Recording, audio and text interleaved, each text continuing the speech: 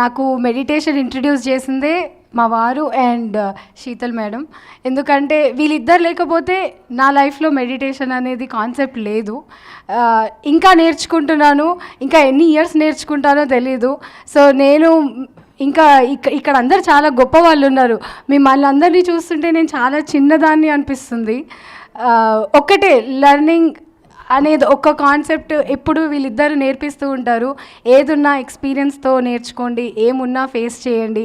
నాకు చాలా భయం, నాది మైండ్ కూడా మంకీ మైండ్, చాలామందిది మంకీ మైండే ఉంటుంది. ప్రశాంతంగా ఉండలేము, ఎక్కువ ఆలోచిస్తాము, అతిగా ఆలోచిస్తాము.